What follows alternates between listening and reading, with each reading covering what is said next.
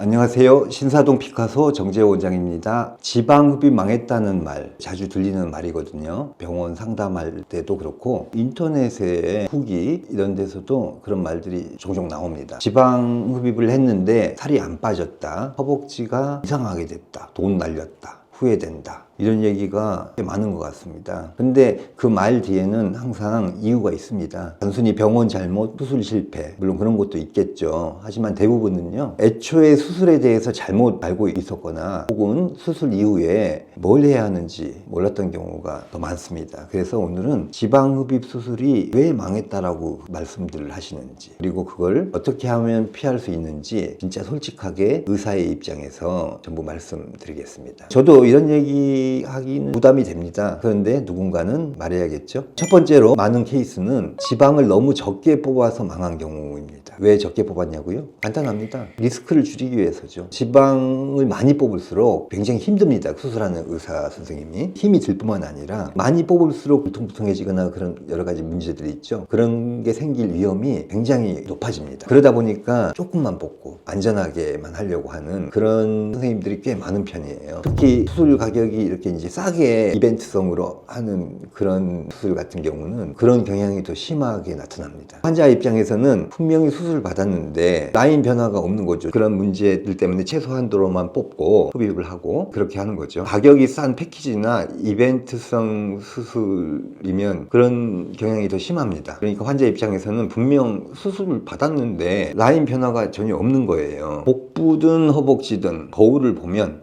수술 전이랑 똑같네? 그럴 정도로 차이가 없다. 당연히 후회가 밀려오죠. 내가 왜 수백만 원을 쓰고 고생하면서 이걸 했나? 결론은 이겁니다. 지방흡입은 양이 생명입니다. 적당히 뽑으면 적당한 결과가 나오고요. 확실히 뽑아야 확실히 바뀝니다. 두 번째는요, 흡입은 했는데 울퉁불퉁해져서 망하는 케이스입니다. 이건 기술 문제예요. 지방흡입은 단순히 빨아들이는 게 아닙니다. 그 부위를 얼마나 고르고 부드럽게 대칭을 맞춰서 뽑느냐가 핵심이죠. 특히 허벅지 안쪽, 복부 아래쪽 이런 쪽이 울퉁불퉁해지는 그 위험이 커지는 부위입니다. 이런 부위에 대한 특징을 잘 모르고 만연하게 흡입을 하면 결국은 그 지방층이 골고루 남지 못하고 요철같이 울퉁불퉁하게 보이게 되죠. 저는 이걸 볼 때마다 진짜 안타까워요. 수술 받은 사람은 잘 몰랐겠죠. 지방 흡입하면 날씬해지겠지라고 생각하고 했을 테니까요. 근데 결과는 지방 흡입해서 울퉁불퉁해지는 게 셀룰라이트처럼 보이고 라인은 그렇게 예쁘지도 않고 망가져 버려요. 진짜 멘붕이 옵니다. 지방 흡입은요, 그냥 기계를 돌리는 그런 수술이 아닙니다. 디자인도 잘 해야 되고 수술하는 테크닉, 수술 경험도 많아가지고 이런 요소들이 정말 필요한 수술입니다. 마취 잘하고 기계 잘 돌리면 되는 수술이 아닙니다. 세 번째, 정말 중요한 건 사후 관리입니다. 많은 분들이 수술만 잘하면 되겠지라고 생각하는 경향이 있습니다. 근데 그거는 반쪽짜리의 성공이죠. 수술 후 2주 동안 어떻게 관리하느냐, 그게 결과를 많이 바꿉니다. 예를 들면 압박복도 제대로 안 입고 적당한 걷기 운동 정도는 해야 되거든요. 너무 많이 움직이면 안 되고요. 이 정도로는 움직여줘야 됩니다. 그리고 수분도 충분히 섭취하시고 너무 기름진 음식 드시지 마시고, 그런 걸 안 지키시면 붓기도 잘 안 빠지고요. 지방층이 이렇게 제대로 자리를 잡지 못하고 이런 것들 때문에 결과적으로 효과가 떨어집니다. 이걸 잘 모르고 잘 안 지키니까 수술을 하고 일주일 만에 왜 안 빠져? 이런 문제가 생기는 겁니다. 그 시기엔 당연히 붓기 때문에 티가 잘 안 나요. 붓기가 다 빠지고 지방 조직이 자리를 제대로 잡아야 그때 비로소 라인이 보이는 건데 그 전부터 망했다는 생각이 드는 거죠. 그래서 관리도 수술의 연장입니다. 이걸 모르고 진짜 수술을 잘 해놓고도 망했다라는 생각을 하시게 돼요. 그리고 네 번째는 기대치 자체가 잘못된 경우입니다. 지방흡입은 살을 빼는 수술은 아닙니다. 다시 말해서 체중 감량이 목적이면 실망이 큽니다. 예를 들어 복부랑 허벅지 전체를 흡입을 해도 뽑는 양이 뭐 3리터, 4리터, 많으면 5리터까지 될 수도 있죠. 이게 체중으로 보면 2kg, 3kg 그 이상은 안 줄어요. 근데 문제는 사람들이 몸무게에 너무 집착하는 경우가 있습니다. 나는 최소한 7kg은 빠져야지 이게 성공하는 거다. 잘못된 기대를 가지고 수술을 하니까 결과가 라인이 예쁘게 나오더라도 체중계 숫자가 그대로 전에랑 똑같으면 이건 잘 안 된 것 같다, 실망해버리죠. 그런 분들한테는 지방흡입이 뭐 만족을 줄 수 있는 수술이 못 됩니다. 지방흡입은 몸무게가 아니라 몸의 라인, 몸매를 바꾸는 수술이에요. 이걸 정확히 알고 하셔야 됩니다. 마지막 5번째입니다. 이게 제일 위험한 이유입니다. 가벼운 마음으로 수술 결정한 경우, 친구가 했다든지 연예인 누구 몸매 좋으니까 나도 그렇게 되고 싶다 만연하게 했다든지, 요즘 이 병원에서 할인을 많이 해준다 그런 걸 보고 나도 한번 해볼까 이런 결정한다든지, 이런 식으로 너무 쉽게 결정을 하고 하는 분들이 간혹 계세요. 그리고 정작 중요한 건 살펴보지 않습니다. 그 병원에서 수술하셨던 분의 후기, 리뷰, 전후 사진도 보고요, 수술하시는 의료진의 정보도 좀 보시고, 수술 방식은 어떻게 하는지, 회복 기간 어떻게 되는지, 어쨌든 그 병원에 대한 충분히 많은 정보들을 요새는 마음만 먹으면 알아볼 수 있거든요. 이런 거 제대로 조사도 안 한 채로 그냥 예약하고 수술 받는다, 그러면 낭패 보기가 쉽죠. 그런데 지방흡입은요, 의외로 회복 기간도 길고 컨디션 회복도 오래 걸리는 수술입니다. 몸도 아프고 붓기도 있고 멍들고 압박복 계속 입고 생활해야 하고, 계획 없이 그냥 하면 일상이 엉클어질 수가 있어요.